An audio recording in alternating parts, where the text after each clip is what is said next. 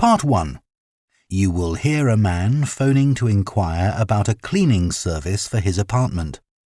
First, you have some time to look at questions 1 to 5.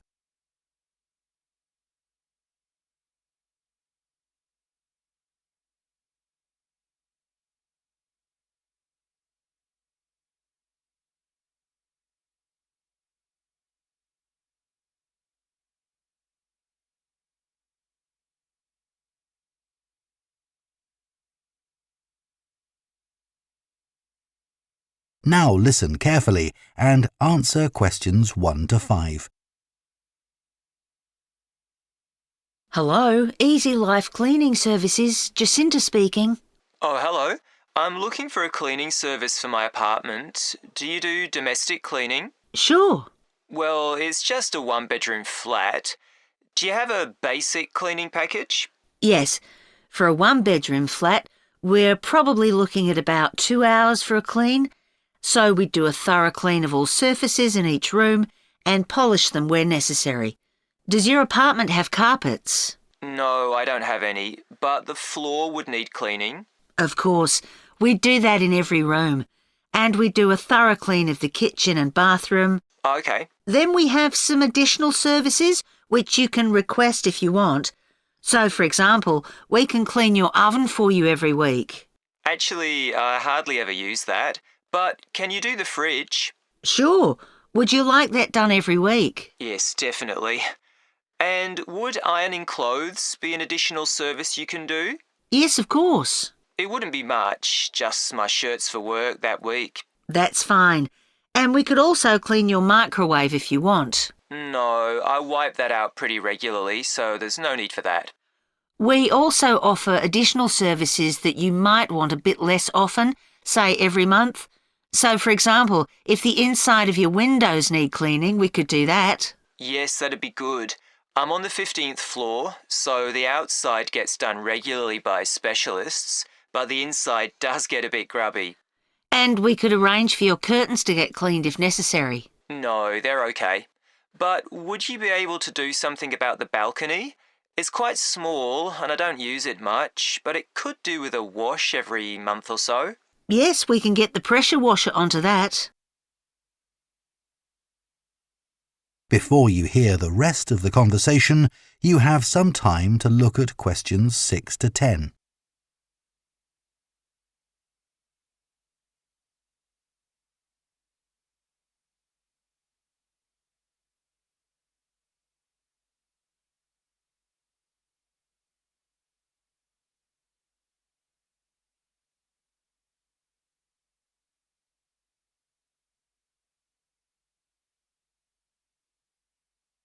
Now listen and answer questions 6 to 10.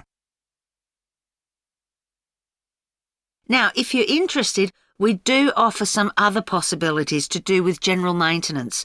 For example, if you have a problem with water and you need a plumber in a hurry, we can put you in touch with a reliable one who can come out straight away. And the same thing if you need an electrician. Right, that's good to know. I've only just moved here, so I don't have any of those sorts of contacts. And I don't know if this is of interest to you, but we also offer a special vacuum cleaning system which can improve the indoor air quality of your home by capturing up to 99% of all the dust in the air. So if you're troubled by allergies, this can make a big difference. Right, in fact, I don't have that sort of problem, but I'll bear it in mind. Now, can you tell me a bit about your cleaning staff? Of course. So all our cleaners are very carefully selected.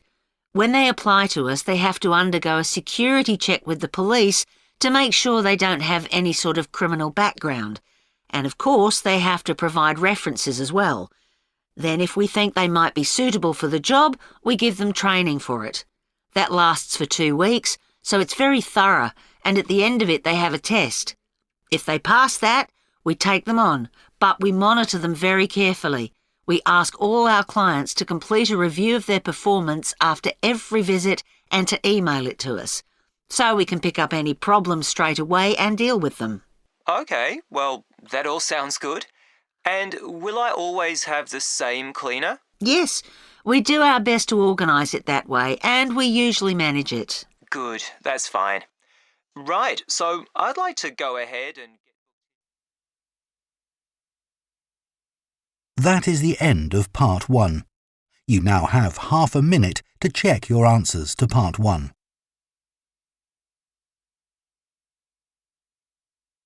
Part 2.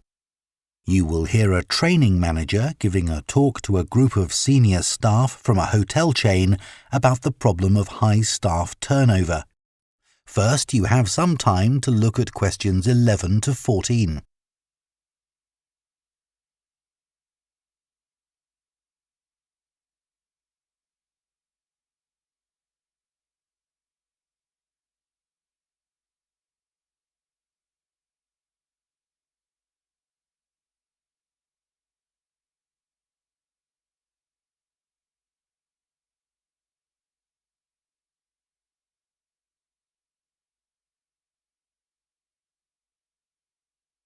Now listen carefully and answer questions 11 to 14. As many of you here today have worked in the hotel industry for some time, I'm sure you have experienced the problem of high staff turnover in your hotels. Every hotel relies on having loyal and experienced members of staff who make sure that everything runs smoothly. If staff are constantly changing, it can make life difficult for everyone. But why do staff leave frequently in many hotels? Of course, many hotel jobs, such as cleaning, are low-skilled and are not well paid. A lot of managers think it's this and the long hours that are the main causes of high staff turnover. But what they don't realise is that it's the lack of training in many hotel jobs which is a huge factor. So, what kind of problems does a high turnover of staff cause? Well, having to recruit new staff all the time can be very time-consuming, and managers may have to cover some duties while waiting for new staff to arrive. This means they don't have time to think about less immediate problems, such as how to improve their service. When staff leave, it can also severely affect the colleagues they leave behind. It has a negative effect on remaining staff, who may start to feel that they too should be thinking about leaving. So what can be done to change this situation? Firstly, managers should stop making basic errors which leave their staff feeling upset and resentful. When organising shifts, for example, make sure you never give certain staff preferential treatment. All staff should be given some choice about when they work, and everyone should have to work some evening and weekend shifts.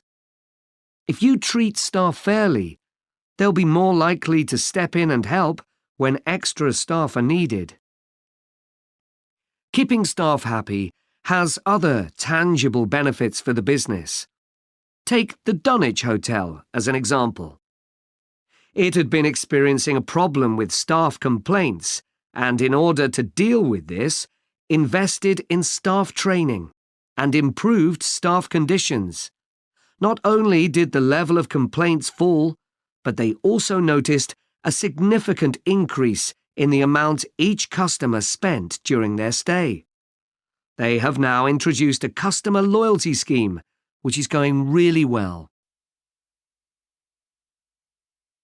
Before you hear the rest of the talk, you have some time to look at questions 15 to 20.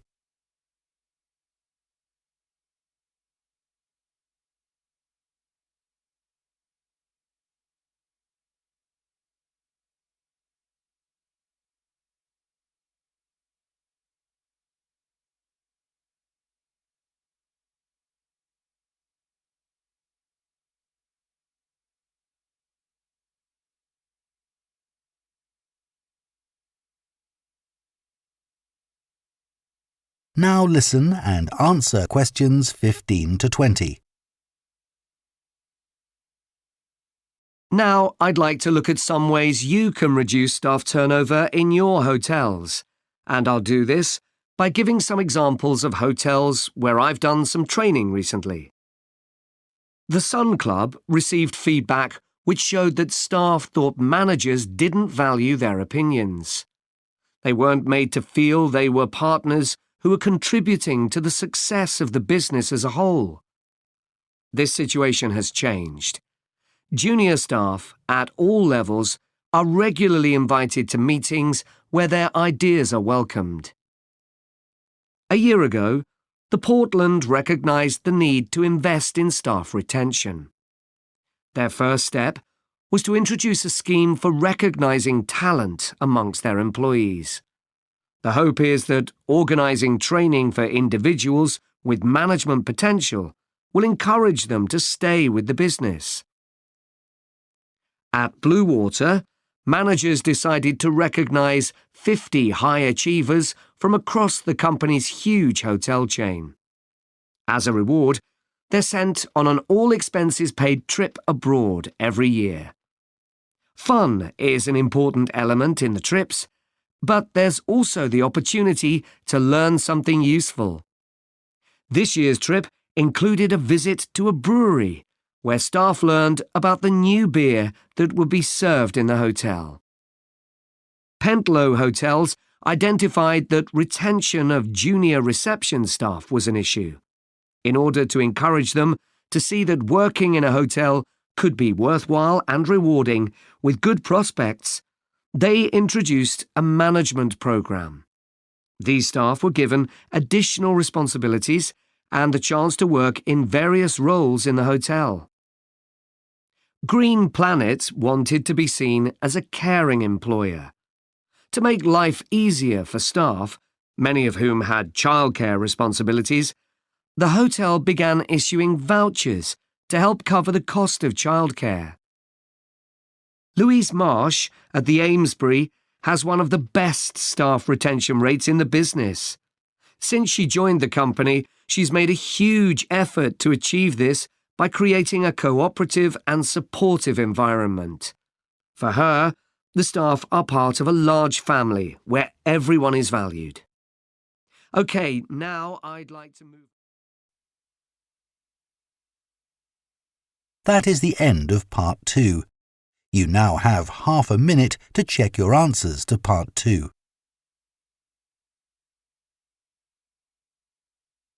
Part 3. You will hear two students called Jean and Thomas discussing their sports science course. First, you have some time to look at questions 21 to 24.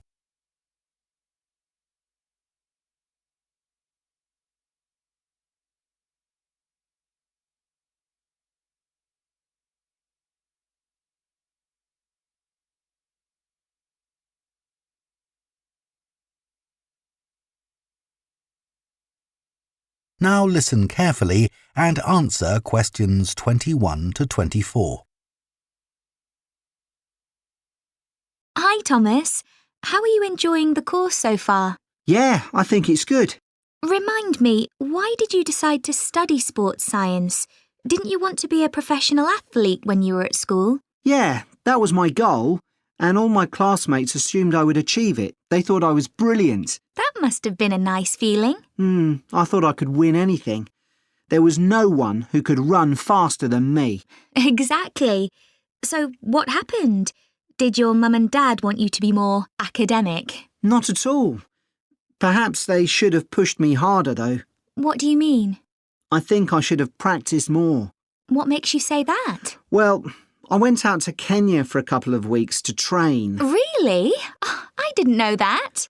I was chosen to go there out of loads of kids and run with some of the top teenage athletes in the world. And I was so calm about it. I just kept thinking how fortunate I was, what a great chance this was. Everyone back home was so proud of me. But once we started competing, I very quickly realised I wasn't good enough. That must have been a huge shock. I thought, this can't be happening. I was used to winning. I'm sorry to hear that. It's okay. I'm over it now. and I think it's much better to do a university course. And this one has such a variety of sports-related areas. It's going to be good. Oh, I agree. I chose it because of that. Before you hear the rest of the discussion, you have some time to look at questions 25 to 30.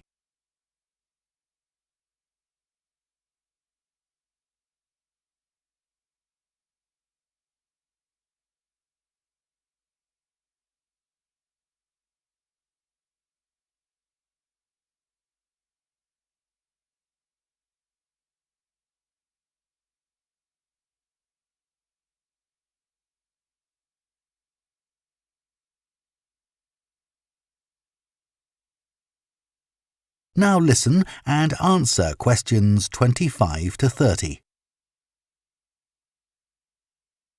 So, Jian, have you thought of any ideas for the discussion session next week on technology and sport? We have to cover more than one sport, don't we? Yeah.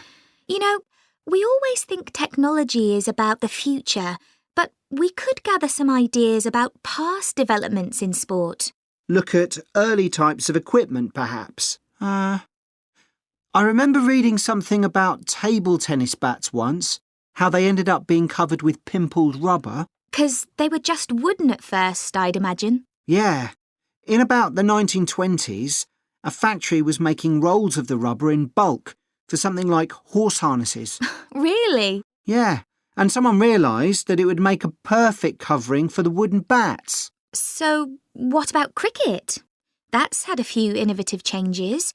Maybe the pads they wear on their legs?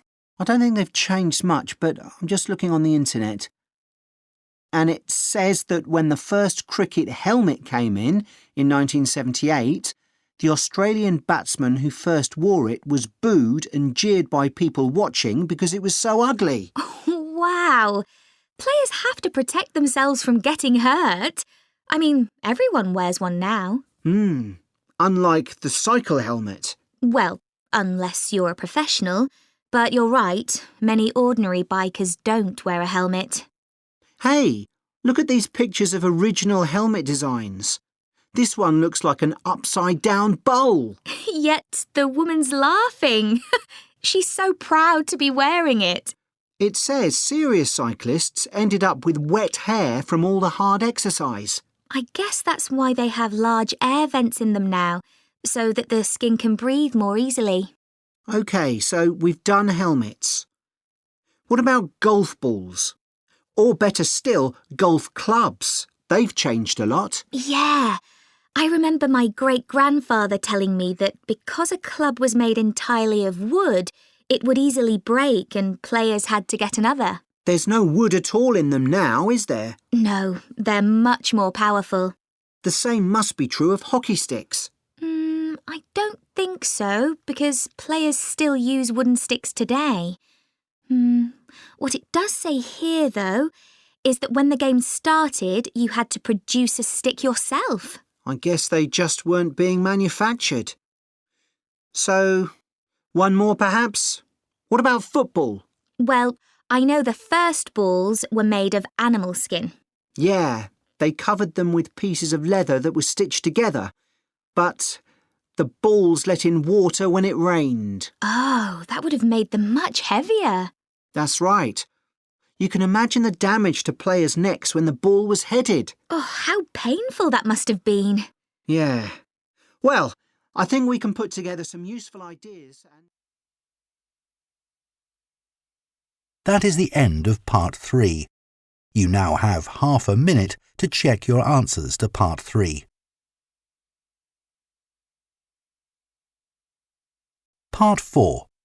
You will hear a presentation by a food science student about the production of maple syrup. First, you have some time to look at questions 31 to 40.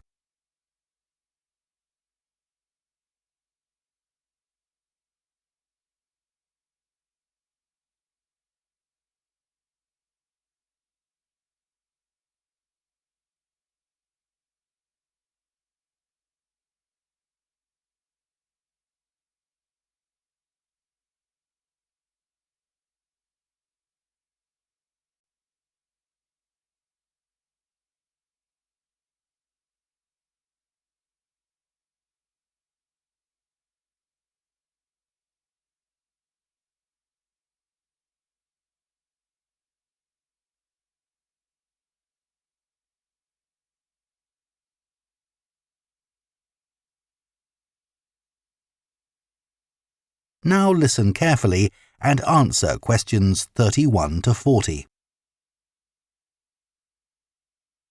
Hello, everyone. Today, we're going to look at another natural food product, and that's maple syrup. What is this exactly? Well, maple syrup looks rather like clear honey, but it's not made by bees. It's produced from the plant fluid, or sap, inside the maple tree, and that makes maple syrup a very natural product. Maple syrup is a thick, golden, sweet-tasting liquid that can be bought in bottles or jars and poured onto foods such as waffles and ice cream, or used in the baking of cakes and pastries. It contains no preservatives or added ingredients, and it provides a healthy alternative to refined sugar. Let's just talk a bit about the maple tree itself, which is where maple syrup comes from. So, there are many species of maple tree, and they'll grow without fertilizer in areas where there's plenty of moisture in the soil. However, they'll only do this if another important criterion is fulfilled, which is that they must have full or partial sun exposure during the day and very cool nights. And I'll talk more about that in a minute. There are only certain parts of the world that provide all these conditions. One is Canada, and by that I mean all parts of Canada. And the other is the northeastern states of North America. In these areas, the climate suits the trees perfectly. In fact, Canada produces over 2/3 of the world's maple syrup, which is why the 5-pointed maple leaf is a Canadian symbol and has featured on the flag since 1964. So, how did maple syrup production begin? Well, long before Europeans settled in these parts of the world, the indigenous communities had started producing maple sugar. They bored holes in the trunks of maple trees and used containers made of tree bark to collect the liquid sap as it poured out. As they were unable to keep the liquid for any length of time, they didn't have storage facilities in those days. They boiled the liquid by placing pieces of rock that had become scorching hot from the sun into the sap. They did this until it turned into sugar, and they were then able to use this to sweeten their food and drinks. Since that time, improvements have been made to the process, but it has changed very little overall.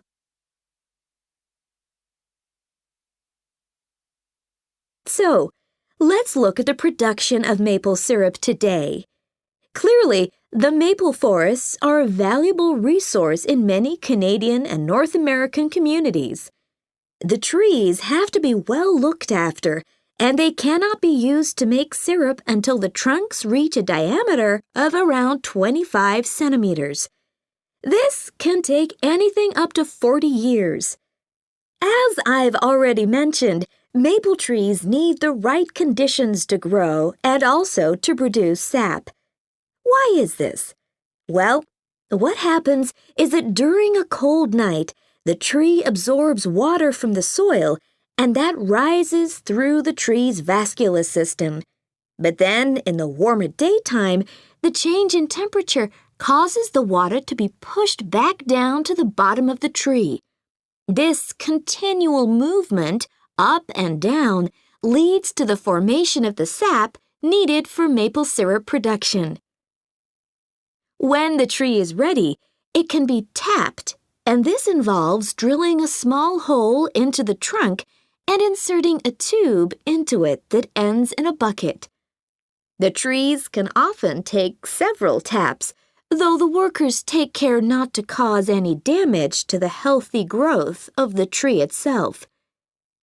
The sap that comes out of the trees consists of 98% water and 2% sugar and other nutrients. It has to be boiled so that much of that water evaporates, and this process has to take place immediately using what are called evaporators. These are basically extremely large pans. The sap is poured into these. A fire is built, and the pans are then heated until the sap boils.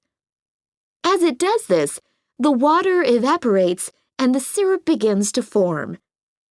The evaporation process creates large quantities of steam, and the sap becomes thicker and denser, and at just the right moment, when the sap is thick enough to be called maple syrup, the worker removes it from the heat. After this process, something called sugar sand has to be filtered out, as this builds up during the boiling and gives the syrup a cloudy appearance and a slightly gritty taste. Once this has been done, the syrup is ready to be packaged so that it can be used for a whole variety of products. It takes 40 liters of sap to produce 1 liter of maple syrup, so you can get an idea of how much is needed. So that's the basic process. In places like Quebec, That is the end of Part 4. You now have 1 minute to check your answers to Part 4.